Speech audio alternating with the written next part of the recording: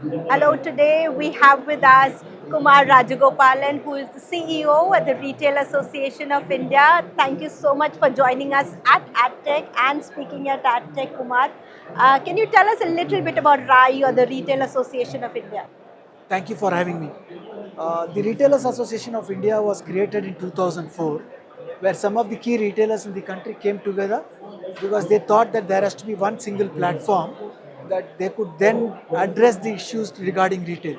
Also, this was the time when modern retail in this country was really growing, and everybody knew that it would become a big part of it. So the idea was to get the modern retailers to seek any kind of help, from advocacy to learning initiatives within the groups uh, to getting to network with each other, but more importantly also to help the modernization of retail as a sector across the country. So that is the mandate with which it was formed. We work on three things, therefore. We work on advocacy, we work with the government, we work with international associations, organizations, people like you, whoever can work for benefiting retail as an industry. We also then do a lot of learning initiatives. We work for the benefit of people in retail because many of them are coming in from backgrounds which is not necessarily the most well structured background. So for them to be able to then come into the industry, earn for themselves, and then create a career for themselves is an important part, and that's a part that we play because we are like the catalyst who will make that happen. We also create programs with universities, etc. The last part is we do have what we call as market creation activities. Our job is to let the market come together. So many a times when retailers talk to each other, they could be competitors, but when they come in at an industry association event, they become collaborators because that's how the industry grows. If the industry doesn't grow, all of us can't grow. So we create various events. We also come out with knowledge papers. We work with the best consultants across the world. We work with technology companies. So that's how we work. Wonderful, wonderful. So we've built an ecosystem that is supporting the retailer business, right from educating them to getting government initiatives to support to getting new people into this field. Wonderful. Uh, you had a wonderful session here at AdTech, and I couldn't stop.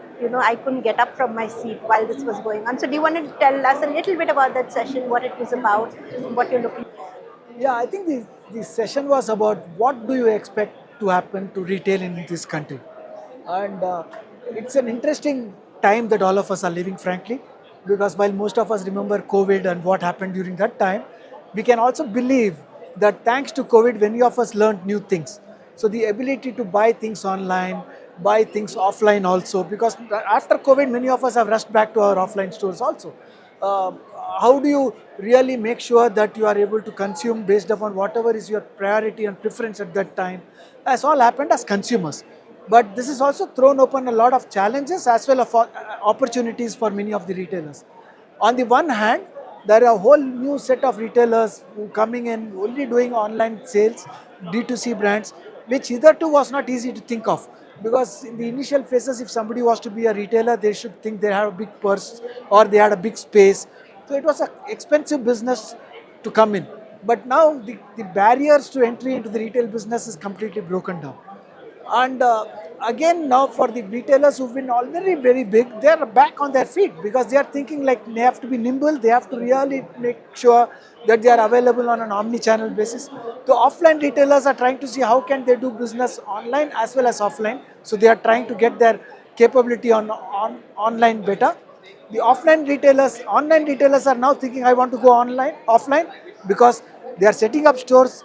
This is not something very easy for them, but they are learning on this job.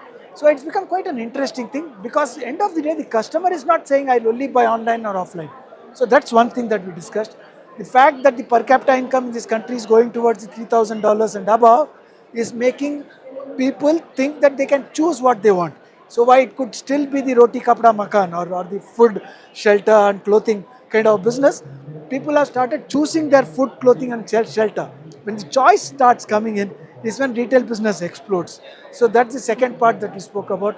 India will soon be a 1 trillion retail business economy, but my belief is that it should, in the next 5, 7, 8 years, should become a 2 trillion. And that's the kind of growth that we can see for retail. And platforms like ONDC and PCI are really pushing this forward. You want to tell me a little bit about your role with on ONDC as well? Yes, I've been fortunate to be part of the advisory members for Open Network for Digital Commerce. Uh, I think what happened to most of us in India when UPI happened and we could pay to anybody is the kind of UPI movement that we could think could happen when it comes to commerce. If you can pay digitally, when it comes to commerce, can the nearest and the smallest of retailer nearby also be available to us 24 by 7 online? That is the thought process there. And how do you democratize rather than creating control in the hands of one or two or three companies who could then become the ones that will be gatekeepers to more people coming online? Can we create a ecosystem where anybody can come online and showcase themselves, and if a customer wants to buy their services or goods, it's available. So that's the thought on ONDC, and I think it's going the right way so far. We've got more than 200 odd thousand sellers available, but we believe that it can be millions and millions of sellers. But most importantly, for customers, they could choose what they want to buy, when they want to buy, how they want to buy, and should create that ecosystem where trust gets built over time. Because you have to be able to trust the person who's selling to you. That's what ONDC gives. So ONDC is an absolute revolution, and this is only getting started from where I see. I mean, this is the internet in 1998, and we're going to move forward at a really large speed. There is also the National Retailers Federation that is happening. The APAC chapter is happening in Singapore in June, and Kumar, you are a part of the advisory board for the National Retailers Federation. Can you share some insights into what's happening there? So the NRF is a very, very, very, very, very big show that happens in the US. Yeah, it's a very huge show. I mean, this time in January in the US, more than 40,000 people landed up for this show. Uh, it's a great show for most retailers across the world because it showcases what's latest and what should be seen as going forward for everybody. And when you go in there, you come out feeling energized because if you are in the business of retail, be it as a retailer or a service provider or an ecosystem player, it really enables you to start thinking differently. Uh, we are very excited that NRF is doing a show now in Singapore, and that's a show that could possibly make it easier for people in the region to be able to go there and attend. For most of us, of course, it becomes very easy to go to Singapore and come back as compared to landing up in New York in winter. So I'm excited because it will also showcase lots more retailers from the region. It will showcase what's happening across the world, but it will also enable us to interact with people all across the region. So we are, therefore, I'm kind of waiting for this to happen. This is the first show that's to happen, but I do believe it's a big value for whoever goes there and manages to meet people. Yes. So NRF is being run by Comet Symposium, which is the parent company for AdTech. Kumar, we are at the lovely AdTech show, the AdTech 2025 New Delhi show. Tell us a little bit about your experience at AdTech. So this is the first time I've ever attended AdTech, and thank you guys. I have to thank you for inviting me here. Uh, it's buzzing. The one thing that I see here is that there's this huge set of youngsters, all looking very curious. There's nothing that excites everybody than lots of youngsters with the curious mentality coming in here. The kind of show that you put up with the number of stalls that's come up, with the amount of sessions that's happening, I think if somebody is coming in here to with an open mind, wanting to learn new things, connect with new people, and to kind of go out telling I've got another 5 ideas that I can implement, I think it's the right place to be in. Absolutely. AdTech is the most fertile ground for new ideas. I can vouch for that. So, if you have to describe your experience at AdTech in one word, what would that be?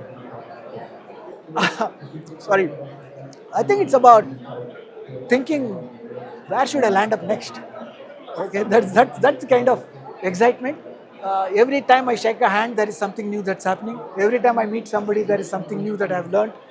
I think for at an individual level, I get my excitement from learning new things all across. As long as that curiosity is there, I think all of us live a nice life.